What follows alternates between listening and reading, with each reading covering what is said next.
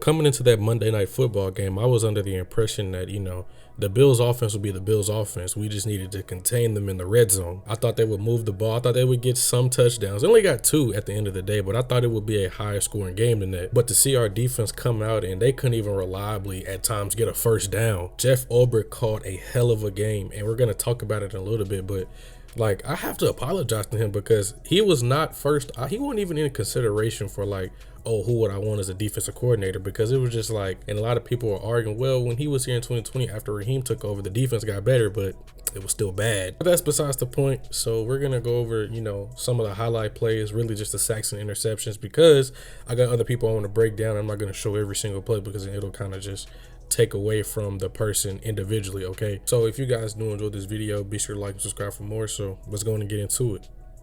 Also, man, y'all see this do-rag. If y'all want to buy do-rags, do not get those do-rags with the small ass strings. It is 2025, not 1994. You need a silky do-rag if you're trying to come like Mike.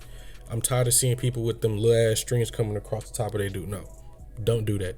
Get the new ones. Get the silky ones. All right, so this is the first sack I want to look at. This was earlier in the game. I think it was a second down, okay? So I got to give y'all some context, right? So earlier in the game, we had been blitzing Caden Ellis, right? Obviously, it's Caden Ellis, right? But look at what Josh Allen does. He's going to motion over James Cook, right? And he sees Caden creeping down. And if you look at the alignment of the DBs, you can already assume, hey, he's stacked directly over, every guy stacked directly over their man. And Jesse starts to widen with James Cook, and he's still up here press coverage. We know AJ Terrell. We know who he is. So in Josh's mind, he's probably thinking, we're probably getting a zero look where you have 1, 2, 3, 4, 5, 6, and you're going to be looking for your hot read, okay? That's what we're thinking. Now, it's reasonable to assume that, but he's wrong. So when we watch this play through just a little bit more, you're going to see, instead of actually blitzing, you're going to have Caden Ellis fly out over there over James Cook, and he wants to hit this route right now, okay? Because it's it's one of those routes where you beat man coverage, you try to get a pick on this linebacker right here, and you just throw it to a spot, and then boom, okay? But let's look at what Caden Ellis and then Jesse Bates do, because look at this. He wants to throw this, right? You see he's gearing up to throw this, but you have Caden Ellis underneath, and he's in great position, and you also have Jesse Bates coming over top. Do you want to throw that? I wouldn't want to throw that either, okay? And so then we get back to Josh Allen. You see once he starts to reset and throw somewhere else, you see Leonard Floyd's in his face. You see this guy's coming off of his block, and now he's forced to step up. And granted, there is a lane right here. You see there's somewhere to escape right up the middle. But one issue, you have Rook right here who's going to chase you down. So it's a 0-yard sack, but it's still a sack because, you don't get any positive yards out of it. So I love this because, look, one thing I did say, we got to force these guys off their first read, and we got to get them to hold the ball. And remember what I told y'all, Josh Allen holds the ball, he sucks.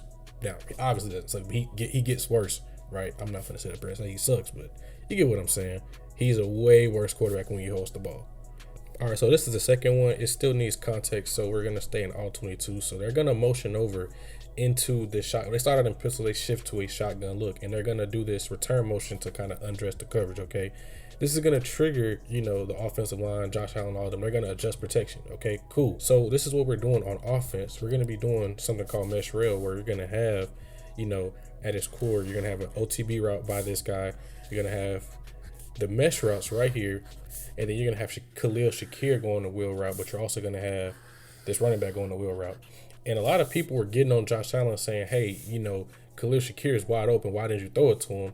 But when you look at the formation of this defense, you're probably going to see why. So when we look at this formation, where does the defense adjust, or what does the defense I can't talk. What does the defense declare the passing strength? They declare the passing strength right here away from the tight end. So that means you have a nickel over him. You have, corner and a safety.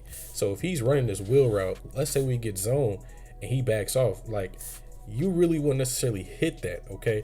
But since, we're away from the passing strength right here, where you see, okay, if this guy goes on the rail route, who's going to cover him? Either it's going to be Caden Ellis or Devon Diablo, who are in bad position to stop him. Because, look, you have AJ for this guy right here. You have Jesse for this guy right here. These guys are going this way, and they're going to be picking off either one of these guys. So they're probably thinking, hey, I'm going to look here first. That way, I know I got a shot to get an explosive. And if not, I can just progress across the field. So Josh Allen's not wrong for looking this way first, because based on the formation we came out in, that warrants that. So that's what, they're doing on offense. But what we're doing, we're throwing even more deception. So Kaden Ellis isn't even going to come. Okay, he's going to drop out. On Ebiketie, he's going to be pretty much on a blitz pill. So he's going to go upfield and he's going to pick up this running back down the boundary. Okay, we're going to have these guys go across. He's going to go upfield. D. Alford's going to come through the B gap. Devon Diablo's going to also come through the B gap. So we're doing an overload pressure to the offense's left, the defense's right. This is a very good play call. Like, this is the game within the game, because it's almost like Jeff Ulbrich knew what was coming. Okay, so we watch this play out. Look, we get the snap right here. Boom. Look at where he's looking. He's looking over here to see who drops out. He sees Caden drop out. He sees Arnold Ebiketie drops out, and he automatically gets his eyes somewhere else. Okay, now he's looking, because the way you read mesh is you read the wheel to this one right here, this one right there, and then you can come back to your OTB. Okay, that's pretty much how you read it, because you want to read the routes coming into your field of vision. So he's looking at him right now. He's waiting for him to clear space. But by the time he gets his eyes back over here towards the field, guess what he sees? He sees 1, 2 free rushers. What, like, you ain't got nothing to do, bro. Like, you're screwed right there. So he has nothing to do but just retreat, okay? And he retreats the other way right into James Pierce Jr., who should have got a half sack credit. I don't really care if he only split between 2 people. He deserves a half sack for this, because he was the one running upfield and he was able to get him. But we have 3 guys in on 1 sack, and then you have 2 guys just looking at him. Very good play call. And I actually kind of understand it, because if you watch the Bills offense from last year, they love to run mesh and get these picks and stuff. So I'm glad he saw that. He was like, okay, we're going to account for it. We're also going to do an overload pressure, and I like it. So this was very good play calling by Jeff Ulbrich right here. Now this sack right here, this is looking at the one, I think this is like early in the second half, but it was after a penalty on AJ. I want to say it was either AJ or D, but we got a sack right after to make up what happened. So what we're going to get here, they're going to get a motion across the formation. Okay, that's what we're going to get. They're going to do the run fake. He's going to set up the throw in the pocket. What we're going to get for our guys, we're going to get these guys working all to the left, and then David Onyemata, he's going to eventually go left and then come out to the right to chase down Josh Allen. He's going to do the same thing as well, where he's going to chase him down. And this is one of those effort sacks in my opinion. So if you watch this play out once again, you're going to get your motion, and you see, the play action is going to set up. Boom, he's ready to throw. But once again, guys, we got him off his first read. We got him to hold the ball. Now what does he want to do? He wants to escape. And so he can't, because look, when he looks to escape, he wants to go this way. Look at what's flashing in front of him, a black and red jersey. Okay, he ain't got nowhere to go. This guy's getting free too. This guy's in his face. Where are you gonna go? So we had no choice but to just curl up and take the sack. Where was this last year? Well, we know who is responsible for last year, but like, it's just so much more urgency this year, and I love it, because look at that, man. Like, you can't tell me this wasn't there last year. You don't just magically get this. Okay, it was always there. We just had to bring it out via coaching, and coaching was the main issue last year. So this right here is sack number 4. So this is what I want y'all to pay attention to. The routes really don't matter, but we still gonna need context. So we're back in all 22. So defensively, we're gonna be getting man cover. So Xavier's gonna be on the slot. We have Mike and AJ on the outside receivers.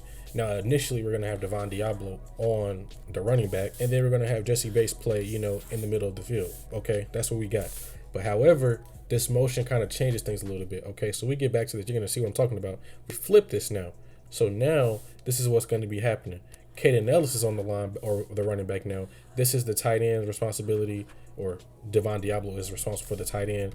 AJ still on his guy, and now he can truly just sit in the middle and play his his post position. And so when you're calling man coverage against a guy like Josh Allen, you're really risking what you want to do, because think about it. But we also, guys, we're rushing 5 behind this, so we are forcing a 5-0. So that means every guy is for their own man. Now this is a good thing to do, but it also creates running lanes for the quarterback.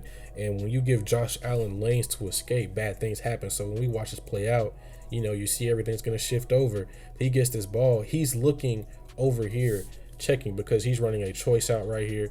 And he's looking at Xavier Watts. Xavier Watts is looking dead at this receiver. Good note of thumb when you're watching, tape or just watching the game in general. If a guy's watching a certain man, it's more than likely man coverage. If a guy's watching a quarterback, he's probably zone coverage. So he sees Xavier Watts is watching Khalil Shakir.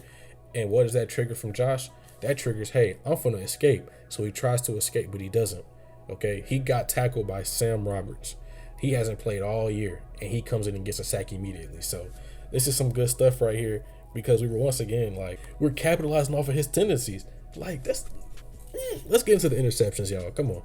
So this is what we're going to be getting, defensively. We're going to be getting, it's essentially playing out like man coverage where everybody's going to have a man for themselves. But what we're going to see is it's kind of like quarter, half, or half, quarter in a sense, because this guy, Jesse Bates, he's going to kind of stay low, essentially doubling the number one receiver. So if he breaks in, he's going to trigger down on it. He's playing it from outside leverage, right? Xavier Watts is staying over top of the trip side, right? And we talked about this before, when you want to play half, quarter, half, it just depends on where the best receiver is, okay?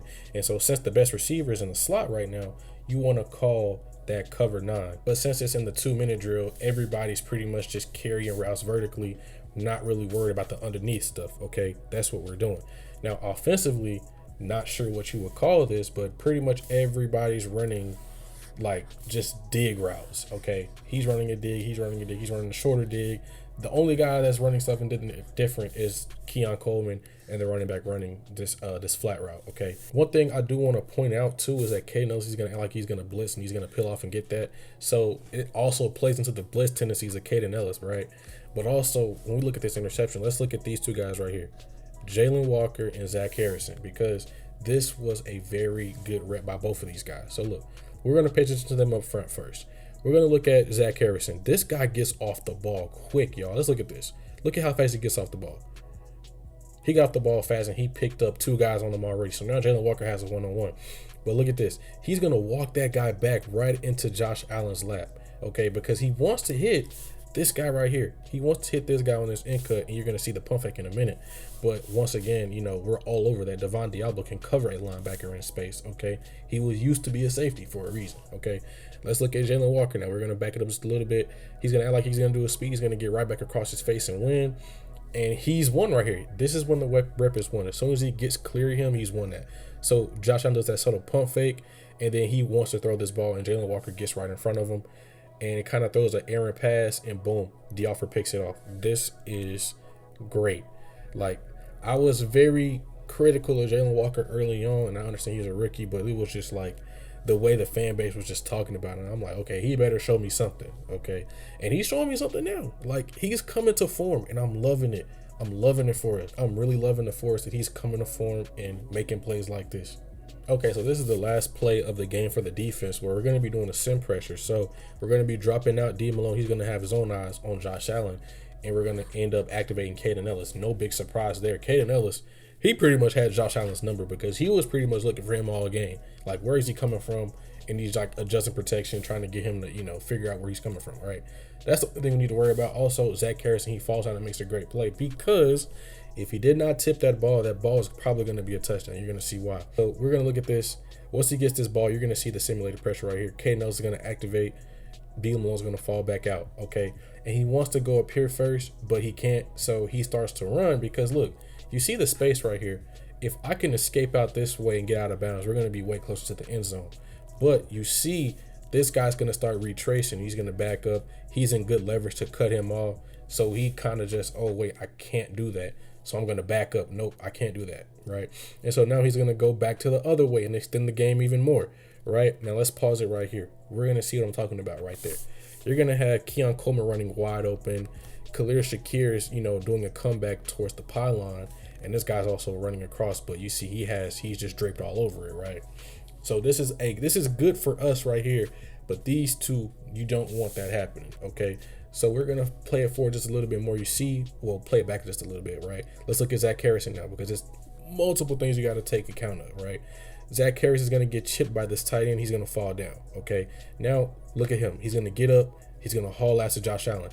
Now, this is when he gets to load up and throw. Now, you see once again, you can see where he's looking at. He's looking at Keon Coleman in this back corner, okay? Because D's worried about this guy. He doesn't think, hey, I can come off of this in time and undercut it. Now, if he could, D'Alford would have had 2 picks, and I would have really been talking my shit. But look, check this out. So Zach Harrison gets back into the picture. He's going to force this tip, and look who was in the area with the zone eyes. D'Angelo Malone. and the guy that everybody, was getting on last year. People was like, what is he even on the roster for? I was one of those two people, by the way. So, like, he makes a play right here. And he, cradles it, knees it, and we go home with a win. And I'm loving that.